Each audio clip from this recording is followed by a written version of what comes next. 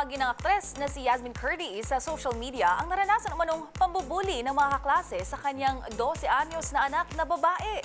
Kasunod naman yan, naglabas na rin ng official statement ang pinapasukan nitong paaralan tungkol sa issue.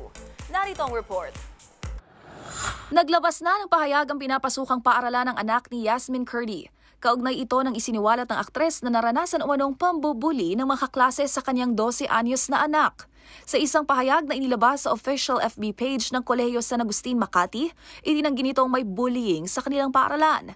Nakasaad ditong nagkaroon lang daw ng diskusyon ng mga mag-aaral para sa kanilang Christmas party, bagay na agad din naman daw nilang naaksyonan. Nakiusap din ng CSA kay Yasmin na idaan sa proseso ng paaralan ang naturang issue at huwag anyang isa publiko ang detalye, lalo't mga minor de edad ang involved. Ang pahayag na ito, lumabas kasunod ng ibinahagi ng aktres sa social media na tila pinagkaisahan umano ang kanyang anak na si Ayesha ng isang grupo matapos itong di makkeep up sa kanilang group messages tungkol sa paghahanda sa naturang party dahil nagbakasyon sila sa ibang bansa noong mga panahong iyon.